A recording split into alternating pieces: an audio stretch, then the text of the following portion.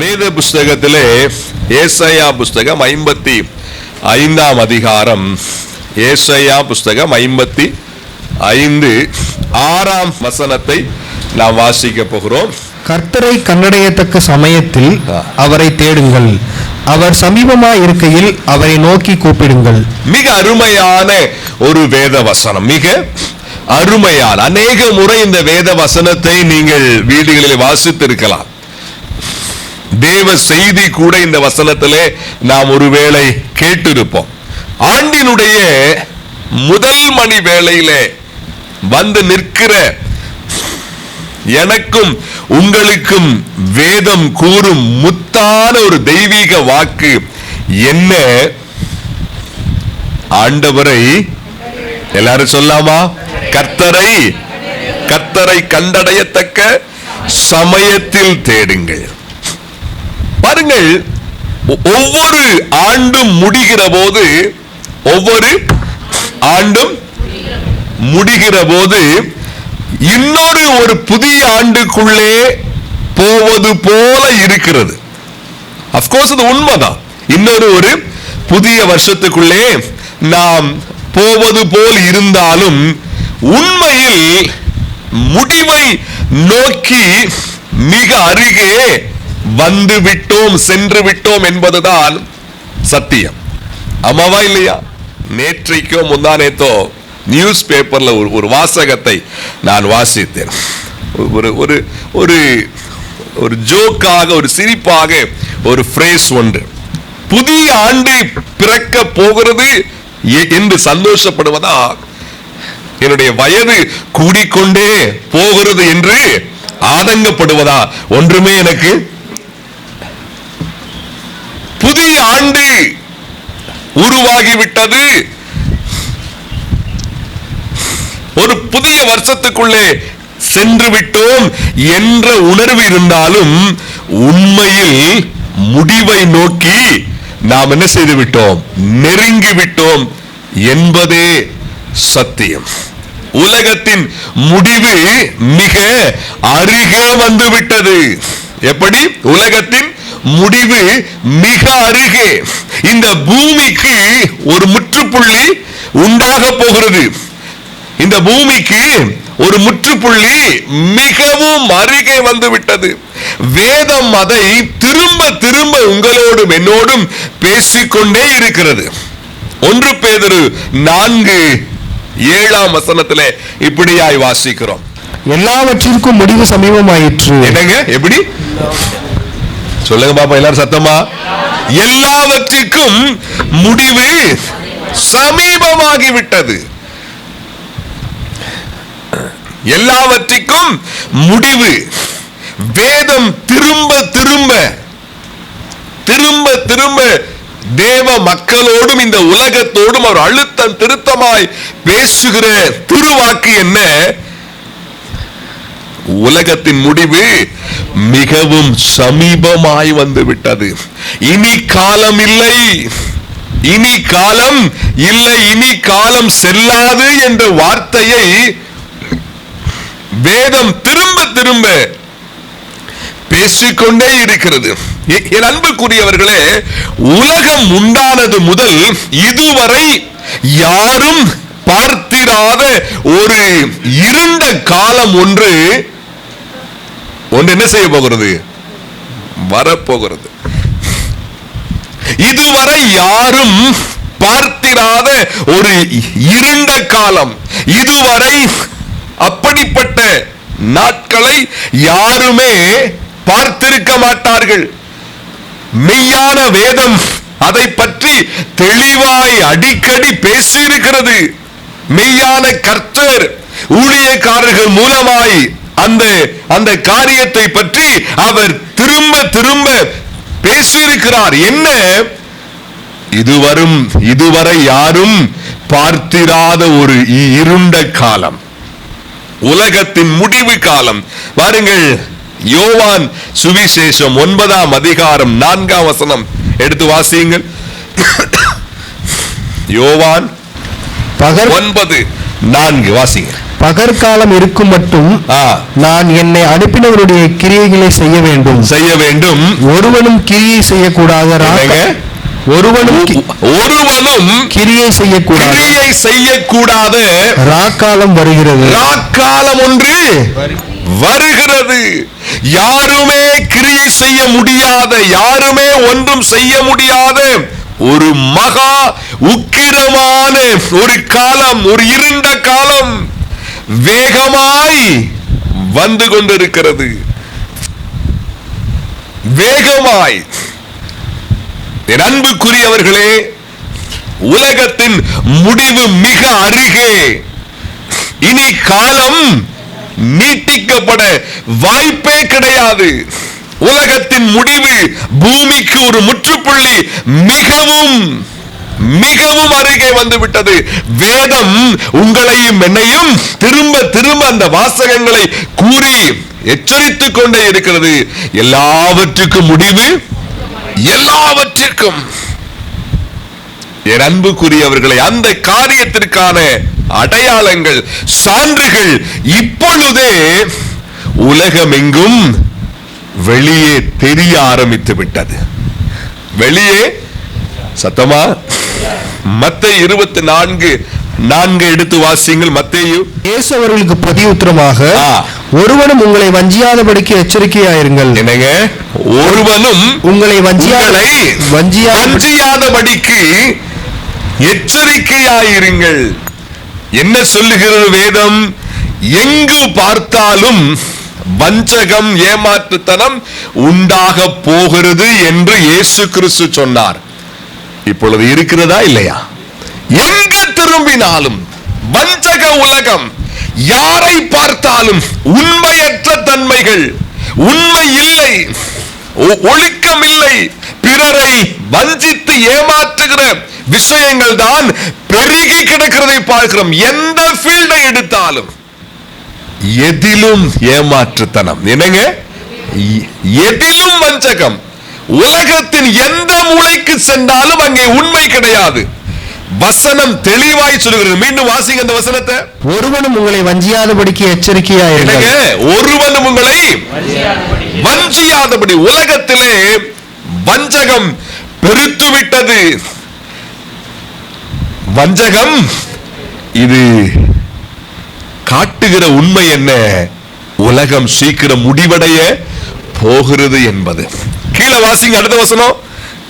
ஏனெனில் அநேகர் வந்து என் நாமத்தை தரித்துக் கொண்டு நானே கிறிஸ்து என்று சொல்லி அநேகரை வஞ்சிப்பார்கள். எங்கு பார்த்தாலும் முன் எப்போதும் இல்லாத அளவுக்கு போலித்தனமான கிறிஸ்தவம் பெருகி இருக்கிறதை பார்க்கிறோம். என்னங்க?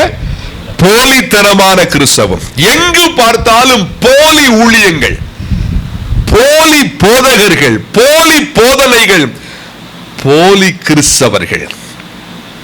அநேகர் ஏமாந்து போறாங்க. ஆஹா, இந்த ஊழிய உண்மையான ஊழிய, இந்த பாஸ்டர் உண்மையான பாஸ்டர், இந்த ஊழியக்காரங்க உண்மையான ஊழியக்காரங்க, இந்த விசுவாசிங்க உண்மையான. கொஞ்சம் பழகி பார்த்தா வேற மாதிரி இருக்கா இல்லையா? ரீசன்ட் டேஸாக நீங்கள் அதை பார்த்திருப்பீர்கள்.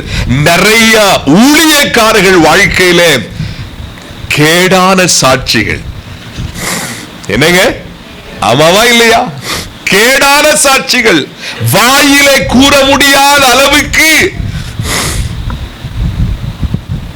என்ன? உலகத்திற்கு முடிவு நெருங்கி விட்டது. என்னங்க? உலகத்திற்கு முடிவு. எங்கு பார்த்தாலும் போலி கிறிஸ்தவம், போலி ஊழியக்காரர்கள், போலி ஊழியங்கள். அடுத்த 6 வசனம். யுத்தங்களின் செய்திகளையும் கேள்விப்படுவீர்கள்.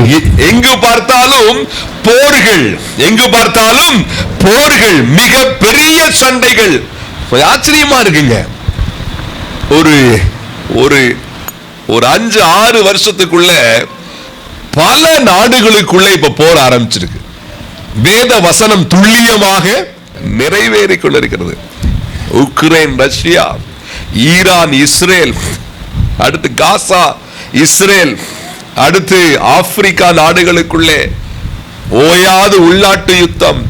இப்பொழுது ரீசெண்டாக பாகிஸ்தானுக்கும் ஆப்கானிஸ்தானுக்கும்.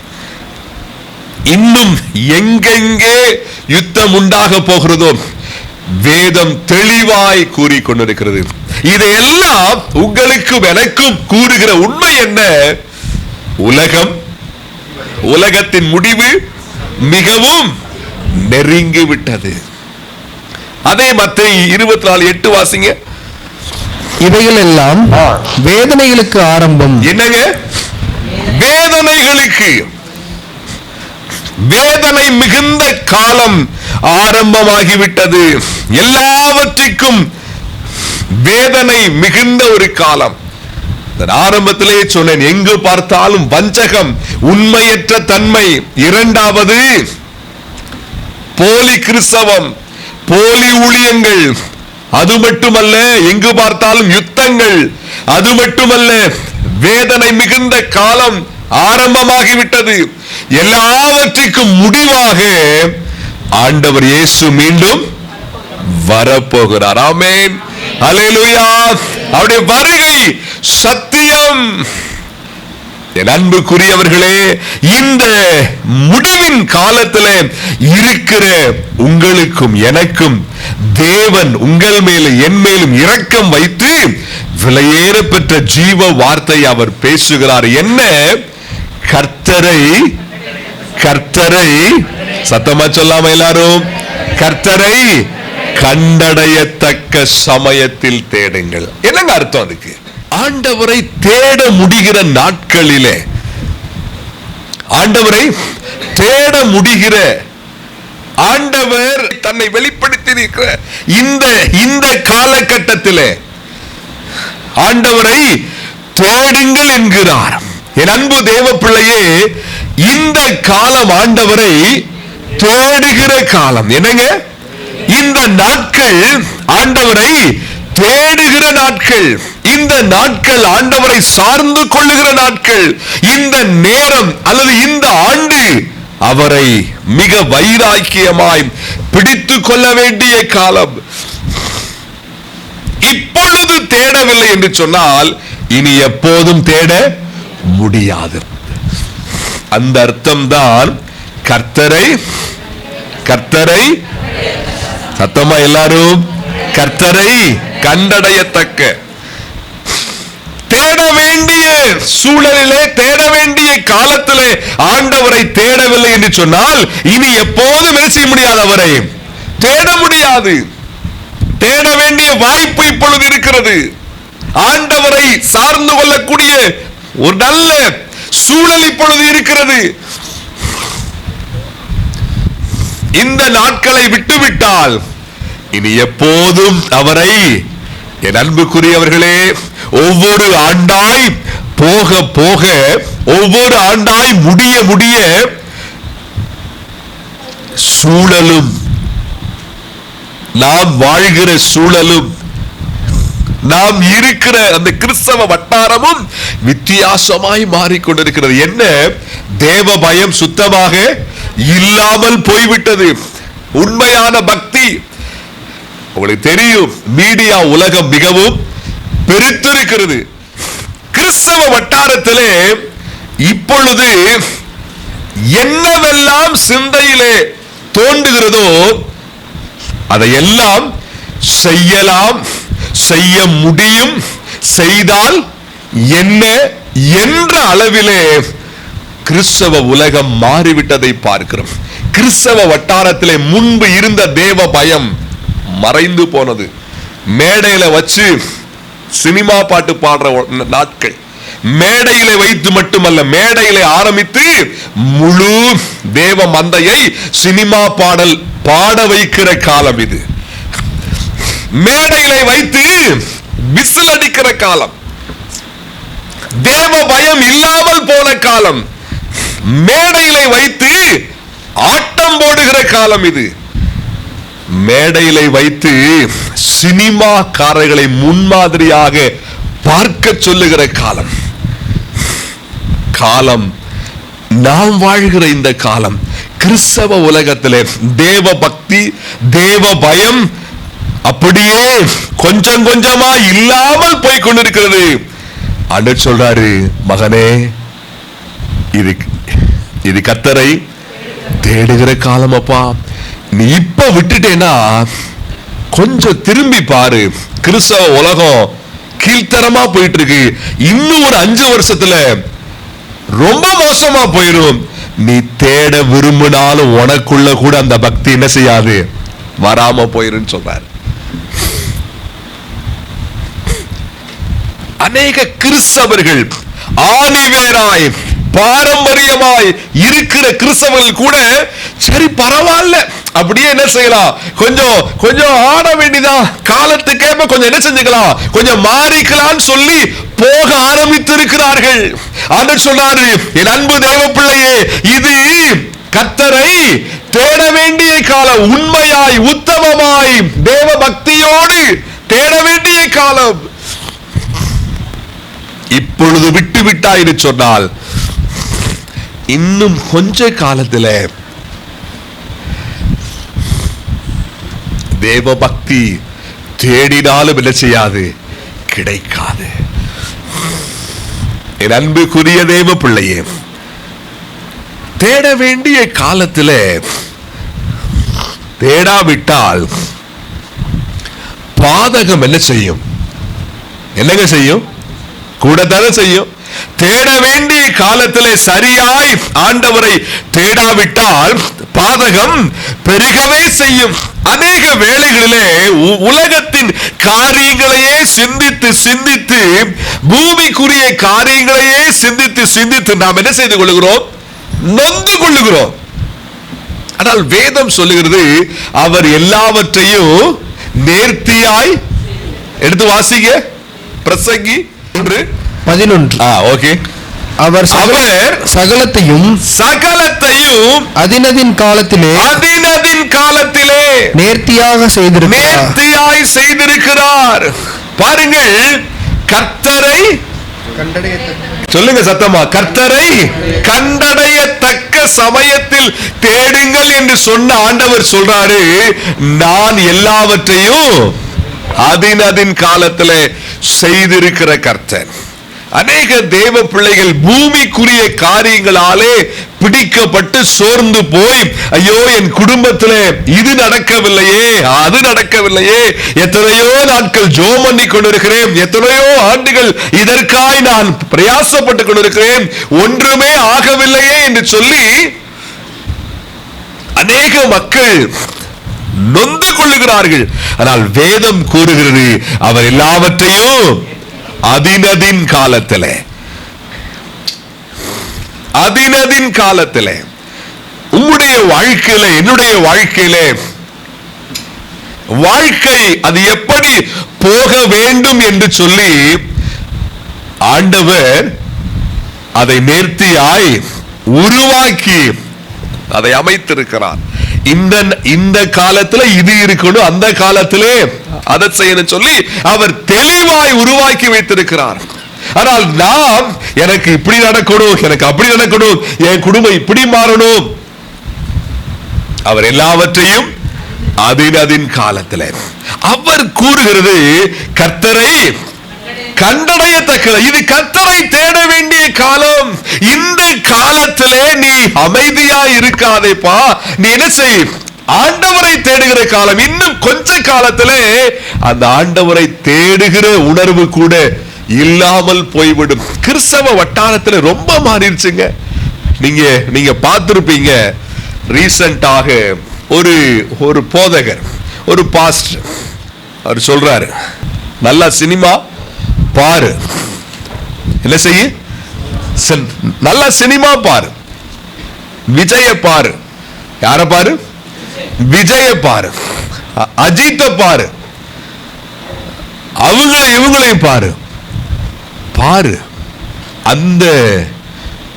அந்த மக்களுக்கு ஆண்டவர் எவ்வளவு ஆசீர்வாதத்தை யாரு கொடுத்தது? நல்லா நீ ஆக்ட் பண்ணுப்பா, நான் உனக்கு எல்லாம் தர்றேன்னு சொல்லியிருப்பாரு போல தெரியுது. சொல்றாரு அந்த பாஸ்டர், அவ்வளவு வேகமா, அவ்வளவு போல்டா, சினிமா பாரு சினிமா பாருன்னு சொன்ன உடனே நீ யோசிப்பையே, என்ன எங்களுக்கு எல்லாம் சினிமா பார்க்க கூடாதுன்னு என்ன செஞ்சாங்க இந்த பாஸ்டர்? என்ன சினிமா கொஞ்சம் உத்து பாரு, விஜய பாரு, அஜித்தை பாரு, அவங்கள பாரு, இவங்கள பாரு.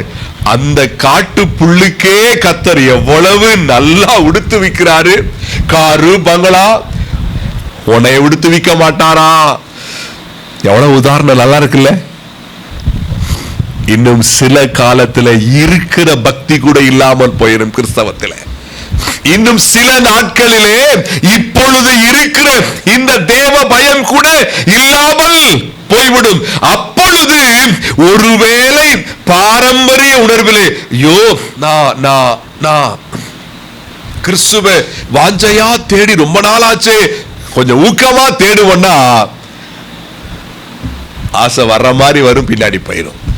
அன்னு சொன்னாரு, கர்த்தரை கண்டடையத்தக்க சமயத்தில் உலகத்தின் காரியங்களிலேயே அநேகர் மூழ்கி போய்விட்டார்கள். என் குடும்பம், என் பிள்ளைகள், என் காரியம், என் வேலை, என் உலகம், இதுதான். இதற்கு என்ன செய்ய வேண்டும்? வேதம் சொல்லுகிறது. ஏசாயா புத்தகம் 55:2 எடுத்து வாசிங்க. நீங்கள் அப்பம் அல்லாததற்காக பணத்தையும் திருப்தி செய்யாத பொருளுக்காக உங்கள் பிரயாசத்தையும் செலவழிப்பானேன். நீங்கள் எனக்கு கவனமாய் செவி கொடுத்து நலமானதை சாப்பிடுங்கள், அப்பொழுது உங்கள் ஆத்துமா கொழுப்பான பதார்த்தத்தினால் மகிழ்ச்சியாகும். பாருங்கள், ஏசாயா 55:6 தேவன் கூறுகிறது என்ன? கர்த்தரை கண்டடையத்தக்க சமயத்தில் ஆண்டவரை தேட வேண்டிய நேரத்தில் தேடின்னு சொல்றாரு. முன்னாடி 2ஆம் வசனத்தை என்ன சொல்றாரு? அப்பம் அல்லாததற்காய் உங்கள் பணத்தை, அப்புறம் உங்கள் பிரயாசத்தை. என்ன அர்த்தம்? உலக விஷயத்துக்காக இவ்வளவு நீ என்ன செய்யற? நீ பிரயாசப்படுறையே, நீ என்ன செய்? நீங்கள் எனக்கு கவனமாய்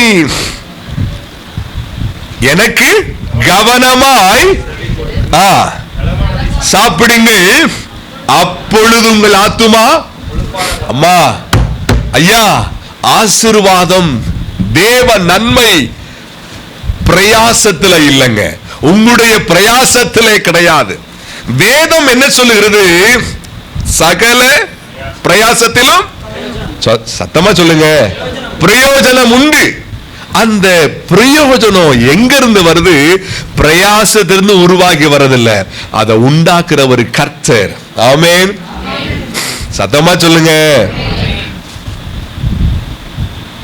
நான் முயற்சி பண்ணா, இங்க தெளிவா சொல்றாரு ஆண்டவரே, அப்பம் அல்லாததற்காக, உண்மையான விஷயங்களுக்காக நீ பிரயாசப்படாம பூமிக்குரிய விஷயத்துக்காக இவ்வளவு மெனக்கிடுறாயே, நீ என்ன செய்? ஃபர்ஸ்ட் எனக்கு கவனமாய், அப்பொழுது உன் ஆத்துமா செழிக்கும்.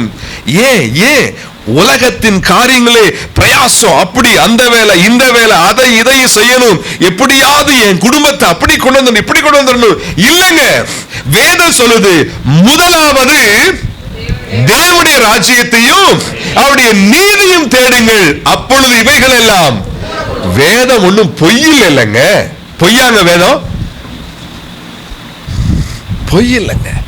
வேதத்தை சரியாய் புரிந்து கொள்ளாமல் முதல்ல குடும்பத்தை பார்க்கணும். முதல்ல என்ன செய்யணும்? குடும்பத்தை பார்க்கணும். அதுக்கப்புறம் நேரம் இருந்தா, அப்படி இல்லைங்க. அது ஒருவேளை இயேசுவை ஏற்றுக்கொள்ளாதவர்களுக்கு அது என்ன செய்யும்? அது பொருந்தலாம். ஒரு கிறிஸ்தவனுக்கு அது பொருந்தாது. பிரதானமே ஆண்டவரை தேடுவதுதான். காரணம் என்ன? பிரயாசத்தை ஆசீர்வதிக்கிறவர் அவர்தான் ஆசீர்வதிக்கணும். நீங்க போய் வேலைக்கு போய் உழைத்து அதிலே உங்களுக்கு நிறைய பிரயோஜனம் உண்டாக வேண்டும் என்று சொன்னால், நீங்கள் எந்த அளவுக்கு ஆண்டவரை தேடுகிறீர்கள் என்பதை அவர் பார்த்து நீங்க படுற பிரயாசத்தை என்ன செய்வார்? அவரு ஆசீர்வதிப்பார். தேடுதல் குறைவா இருந்தா 100% பிரயாசப்பட்டாலும் விளைவு 20% இருக்கும். உண்மைங்க, அது உண்மை. வேதம் ஒன்னும் பொய் சொல்லலையே.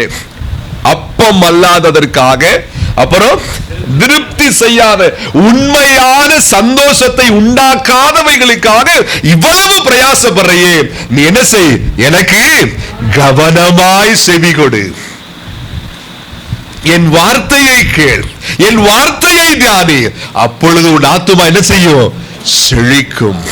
என் அன்புக்குரியவர்களே, இந்த ஆண்டுக்கு மட்டுமல்ல, எந்த ஆண்டுக்கும் இந்த வேத வசனங்கள் பொருந்தக்கூடியது. ஆண்டவரை சரியான நேரத்தில் என்ன செஞ்சிடணும்? சொல்லுங்க, தேடணுங்க. ஆண்டவரை சரியான நேரத்தில். நீதிமொழிகளிலே ஒரு வசனத்தை நம்ம வாசிக்கிறோம். நீதிமொழிகள் புத்தகம் எடுங்க, 5ஆம் அதிகாரத்தில், ஐயோ போதகத்தை நான் வெறுத்தேனே, அப்புறம் என் போதகரின் சொல்லை நான் கேளாமலும் எனக்கு உபதேசம் பண்ணினவருக்கு என் செவியை சாயாமலும் போனேனே. என்னது? ஒரு வாலிபன், ஒரு நபர் வேண்டாத விஷயத்துக்காக போறாரு. அப்ப பார்க்கிறவங்க, அவருடைய டீச்சர், போதகர், நீ என்ன செய்யாத, அப்படி பண்ணாதப்பா, போகாதப்பா, நீ அப்படி பண்ணக்கூடியவன் அல்ல, நீ யாருன்றதை உணர்ந்திரு, உனக்கு அது சூட் ஆகாது இந்த வாழ்க்கை. ஆனா கேட்டுட்டு என்ன செஞ்சார்? அப்படி போனதுடைய விளைவு சொல்றாரு, ஐயோ போதகத்தை நான், என்ன அர்த்தம்? ஆண்டவரை பற்றி பேசுறத நான் என்ன பண்ணேன்? வெறுத்துட்டேன். ஏன் வெறுத்தேன்? எப்ப பார்த்தாலும் தேவ பிள்ளையாயிரு, எப்ப பார்த்தாலும் ஆண்டவரை தேடு, எப்ப பார்த்தாலும் ஆண்டவருடைய பிள்ளையாரு, ஜெபம் பண்ணு, வேதவாசி, வேதத்தை தியானி, ஊழிய செய்யி, ஆத்துமாக்கள் ஆதாயம் பண்ணு, ஆண்டவருடைய பங்க ஒழுங்கா கொடு. எப்ப பார்த்தாலும் இந்த ஆலோசனை தானா? எப்ப பார்த்தாலும்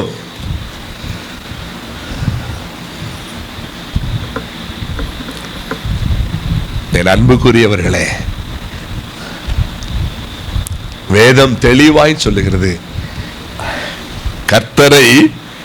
கர்த்தரை கண்டடையத்தக்க சமயத்தில்.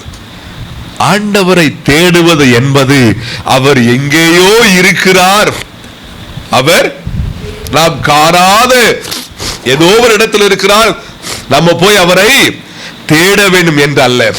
நாம் ஜெபம் பண்ணுவது அவரை தேடுவதாகும், நாம் வேதம் வாசிப்பது அவரை தேடுவதாகும், வேதத்தை தியானிப்பது என்பது அவரை தேடுவதாகும், ஆலயத்துக்கு வந்து அமர்வது என்பது அவரை தேடுவதாகும், ஊழியத்தில் ஈடுபடுவது அவரை தேடுவதாகும். தேடுதல் என்று சொன்னால் தேடுவோம் சொல்ல அப்படி அல்ல.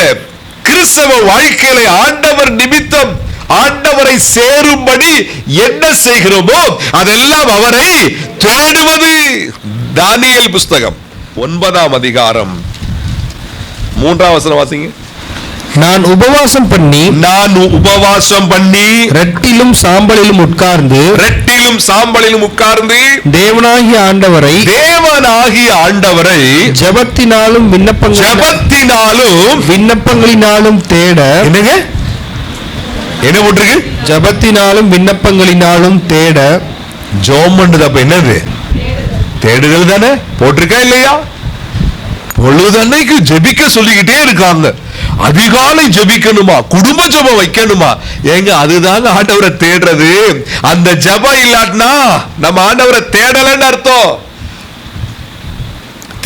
அர்த்தம் இல்லைங்க.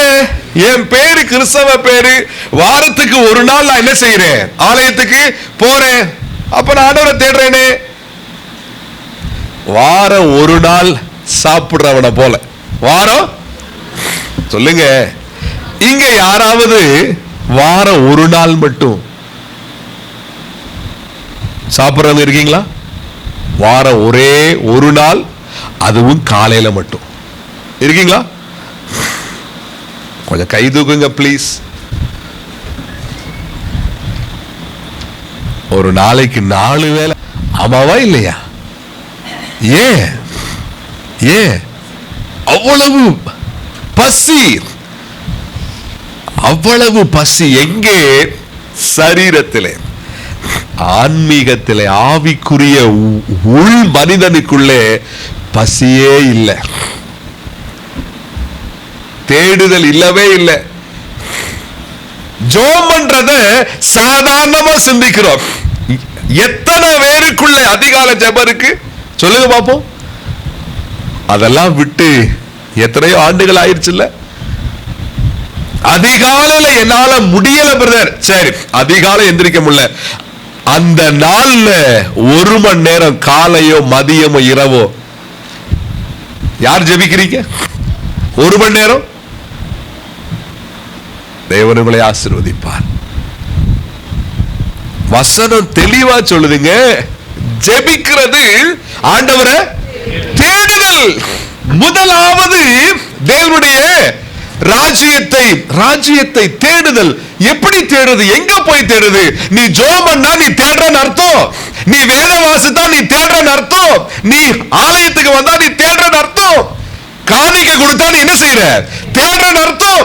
ஊழியம் செஞ்சா தேடுகிறாய் அர்த்தம். ஆத்ம பாரத்தோடு இருந்தால் நீ தேடுகிறாய்.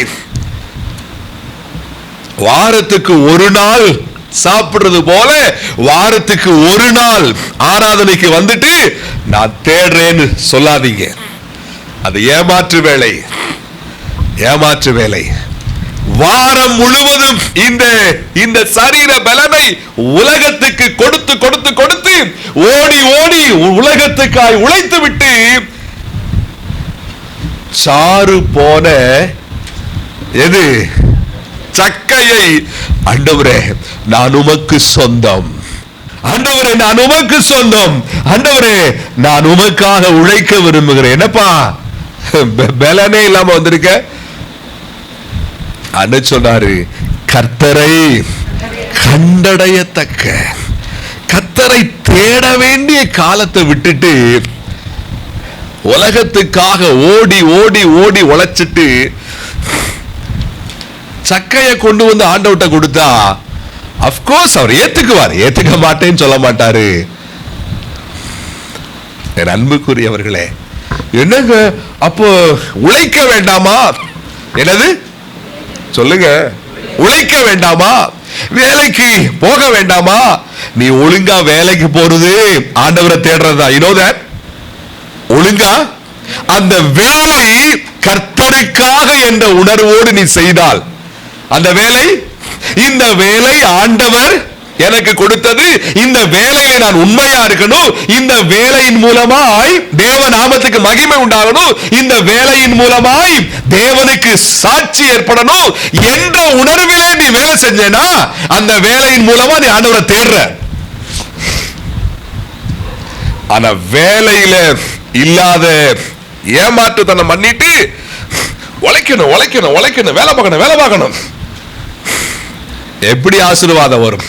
வர்ற மாதிரி வரும், போற மாதிரி போயிரும். நிறைய ஆண்டவரை தேடி பாருங்க, தேவனை சொல்லுங்க கண்டடையத்தக்க, அவரை தேடுற நேரத்தில் தேடிருங்க தெய்வ பிள்ளையே.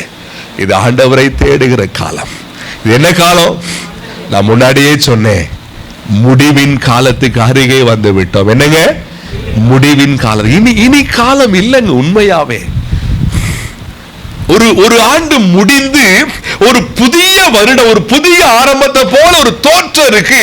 ஆனா உண்மையா புதிய ஆண்டு இல்ல,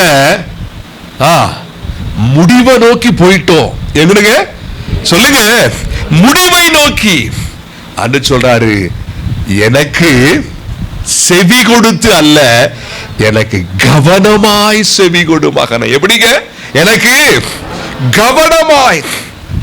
ஏங்க நாயா உழைக்கிறேங்க, என்னங்க நாயா உழைக்கிறேன், எவ்வளவு பாடுபடுறேன் தெரியுமா, எவ்வளவு கஷ்டம் தெரியுமா, என் குடும்பத்துக்காக உழைக்கிறேன், ஓடா செய்கிறேன். நீ ஏன் அப்படி உழைக்கிற? ஆண்டவருக்காக உழைச்சு பாரு. வாழ வயது இருந்துகிட்டே இருக்கும் உனக்கு. ஆமென். பலன் இருந்துகிட்டே இருக்கும். நான் சொன்னேன் முன்னாடி, அந்த வேலை ஆண்டவருக்காக என்ற உணர்விலே செய்து பாருங்கள். இஸ்ரவேல் மக்கள் 40 வருஷம் எங்கங்க கால்ல போட்டிருந்த தேயல, டிரெஸ் என்ன செய்யலையா? கொஞ்சம் ஆச்சரியமா இருக்குல்ல? ஆமாவா இல்லையா? எப்படிங்க இது சாத்தியமாச்சு? என்ன பண்ணாங்க அவங்க? ஏன் டிரெஸ் கூட அப்படின்னா என்ன அர்த்தம்? புதுசாவே இருந்திருக்கு, கிளியல, ஃபேட் ஆகல. எப்படி சாத்தியம் இது? ஒய் எங்க போனாங்க? எங்க போனாங்க? கானானுக்கு. எதுக்கு போனாங்க? ஆராதனை செய்யாமேன் அவரை சேவிக்க சென்றதால். பார்வோனிடத்திலே போய் பேசுன்னு சொன்னாரு மோசேய, பேசு, எனக்கு ஆராதனை செய்ய என் ஜனங்களை போக விடு. அதற்காக வெளியே வந்தாங்க. தேய விடவே இல்லை ஒன்ன கூட. அப்படியே பொண்ணு மாதிரி ஆண்டவர் அவங்கள வச்சு என்ன செஞ்சுக்கிட்டாரு? பாதுகாட்டுகிறார். செப்பலை கூட என்ன செய்ய விடல. ஏங்க கொஞ்சம் உழைச்சா எலும்பு தேஞ்சிருதா இல்லையா? அம்மாவா இல்லையா? கால் வலிக்குதா இல்லையா? அது தேஞ்சிருச்சு, இது தேஞ்சிருச்சு. அப்கோர்ஸ் அதெல்லாம் உண்மைதான். ஏன் கர்த்தரை சத்தமா சொல்லாமே. என் வாழ்க்கை கர்த்தருக்காக, என் உணர்வுகள் கர்த்தருக்காக, என் குடும்பம் கர்த்தருக்காக, என் வேலை ஆண்டவருக்காக, என் வாழ்க்கை ஆண்டவருக்காக, என் உணர்வு ஆண்டவருக்காக, என் ஆசைகள் ஆண்டவருக்காக. கர்த்தரை கண்டடையத்தக்க சமயம் இது. ஆண்டவரை கண்டடையத்தக்க சமயம். மீண்டும் வாசிங்க அந்த வசனத்தை. கர்த்தரை கண்டடையத்தக்க சமயத்தில் அவரை தேடுங்கள். அவர் சமீபமாய் இருக்கையில் என்னங்க? சமீபமாய் இருக்கையில் அவரை நோக்கி கூப்பிடுங்கள். அவர் சமீபமாய் இருக்கிறார். ஆமென். சொல்லுங்க. நிறைய சாட்சிகளை கேட்டோம். ஏன் அவர் எப்படி இருக்கிறாரு? சமீபமாய் இருக்கிறபடினாலே. அவர் சமீபமாய் இருந்தோம், நம்ம அவரை தேடாம விடுறோமே, கூப்பிடாம விடுறோமே. என் அன்புக்குரியவர்களே, வேதம் தெளிவாய் சொல்கிற, நீங்கள் கவனமாய் செவி கொடுத்து பூமிக்குரிய விஷயங்களுக்காக பிரயாசம் அதிகப்படாதீங்க, தேவனுக்காக பிரயாசப்படுங்க. உங்களுடைய பிரயாசங்களை கர்த்தர் செய்வார், ஆசீர்வதிப்பார். இரண்டாவது 3ஆம் வசனம் வாசிங்க. உங்கள் செவியை சாய்த்து என்னிடத்தில் வாருங்கள், கேளுங்கள், அப்பொழுது உங்கள் ஆத்துமா பிழைக்கும். உங்கள் செவியை சாய்த்து என்னிடத்தில் வாருங்கள், கேளுங்கள், அப்பொழுது என்ன சொல்றாரு ஆண்டவர்? என்ன சொல்றாரு? இஸ்ரவேலுக்கும் ஆண்டவருக்கும் இடையே சற்று கேப் வந்திருக்கு. அன்னு சொல்றாரு, நீ என்ன செய்ய, கொஞ்சம் பக்கமா வா, என்னிடத்துல வா, என்கிட்ட கேளு. எப்படி? அதே வார்த்தை உங்ககிட்ட என்கிட்ட சொல்றாரு. மகனே, ஒரு புதிய வருஷத்துக்குள்ள நீ வந்துட்ட. ஒருவேளை உனக்கும் எனக்கும் சற்று கேப் இருந்திருக்கலாம். இன்னும் கொஞ்சம் என் பக்கமா என்ன செய்ய, கொஞ்சம் நெருங்கி வர்றையான்னு கேட்கிறாரு.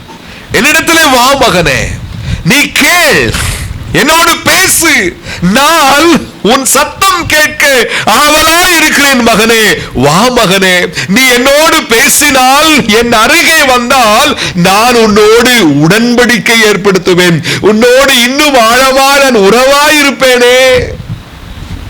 எத்தனையோ ஜனம் புலம்பி தவிக்கிறாங்க. என்னங்க எங்க எவ்வளவு கஷ்டம், எவ்வளவு பாடு, எவ்வளவு போராட்டம், எவ்வளவு ஐயோ முடியல இல்லைங்க. இந்த வசனங்கள்லாம் கொஞ்சம் தியானிச்சு பாருங்க. ஆண்டவரை சார்ந்து கொண்டால், ஆண்டவரை சார்ந்து கொண்டு அவர் பாதையிலே சரியாய் சென்றால் அவர் சரியாய் நம்ம என்ன செய்வாரு? வழி நடத்துவாருங்க, சரியாய் நடத்துவார். ஒருவேளை போன வருஷம் அது போல இக்கட்டுகள் அதிகமா இருந்திருக்கலாம். இந்த வருஷம் அப்படி வேணாங்க, இந்த வருஷம் அப்படி வேண்டாம். ஆண்டவருக்கு நம்ம ஒப்பு கொடுப்போம். ஆண்டவரோடு இன்னும் கொஞ்சம் ஆழமாய் உறவிலே வருவோம், இன்னும் கொஞ்சம் ஆழமாய் உறவிலே வருவோம். எங்க அழகான வசனம், மீண்டும் வாசிங்க. உங்கள் செவியை சாய்த்து என்னிடத்தில் வாருங்கள், கேளுங்கள், அப்பொழுது உங்கள் ஆத்துமா பிழைக்கும். தாவீதுக்கு அருளின நிச்சயமான கிருபைகளை உங்களுக்கு நித்திய உடன்படிக்கையாக ஏற்படுத்துவேன். அன்புக்குரியவர்களே, ஆவிக்குரிய இஸ்ரவேலர்கள் ஆகிய உங்களோடும் என்னோடும் இதே வேத வசனத்தை வைத்து பேசுகிறார்.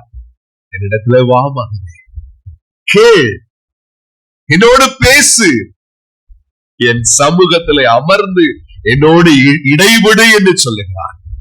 அன்புக்குரிய தெய்வ பிள்ளைகளே, ஆண்டவரிடத்திலே அதிக ஈடுபடுதல் அவசியமா இருக்கிறது. அநேகருடைய வாழ்க்கையிலே முறையான ஜபமும் வேத வாசிப்பும் குறைவுபட்டு போயிருக்கிறது அல்லவா? ஆண்டவர் திரும்ப அந்த காரியங்களை புதிதாக்கும்படி சொல்லுகிறார். ஆமென். புதிதாக்கும்படி. இந்த காலம்தான் ஆண்டவரை தேடுகிற காலம். இது மௌனமா இருக்கக்கூடிய காலம் அல்ல, இது மௌனமா இருக்கக்கூடிய காலம் அல்ல. என் அன்பு தேவ ஜனமே, இது உயிர் மீட்சியாய் தேவனை தேடுகிற உணர்வோடு இருக்கக்கூடிய காலம் இது. அநேகருடைய வாழ்க்கையில மார்த்தாளை முன்மாதிரியாக அவர்கள் மாற்றிக் கொள்கிறார்கள். யார் மார்த்தாள்?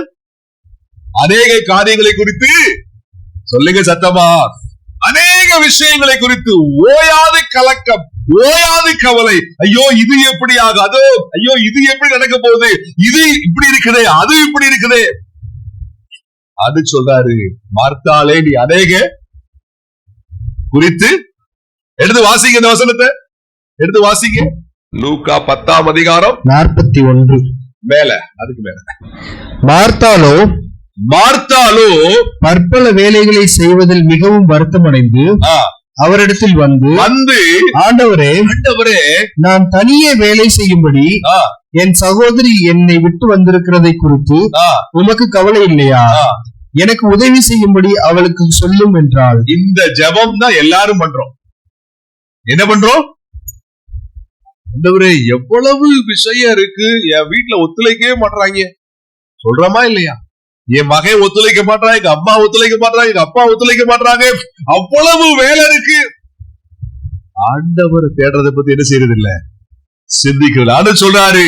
இயேசு அவளுக்கு பிரதியுத்தரமாக, மார்த்தாளே நீ அநேக காரியங்களை குறித்து கவலைப்பட்டு கலங்குகிறாய், தேவையானது ஒன்றே, மரியாள் தன்னை விட்டு எடுபடாத நல்ல பங்கை தெரிந்து கொண்டார். தேவையானது ஒன்று எது? அவரை தேடுகிற விஷயம். வேலைகள் அவசியம், நிச்சயமாய்.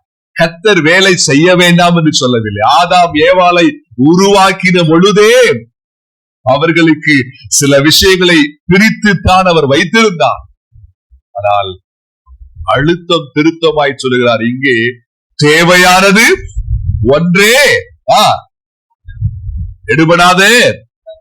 என் அன்புக்குரியவர்களே, வேலை விஷயமோ, குடும்ப விஷயமோ, ஃபியூச்சர் காரியங்களோ, தேவைகளோ, அல்லது உள்ளத்துல இருக்கிற பாரங்களோ, எல்லாவற்றையும் ஆண்டவர் மேலே வைத்துவிட்டு அவரை தேட பாருங்கள். முதலாவது ஆமென்.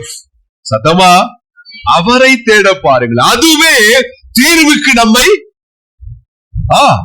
கொண்டு செல்லும். தீர்வுக்கு பாருங்கள், காலத்தையும் நேரத்தையும் உலகத்திலும் உலக காரியங்களிலும் விரயம் பண்ணிவிட்டு காலம் போன பிற்பாடு உடலிலே பலனே இல்லை.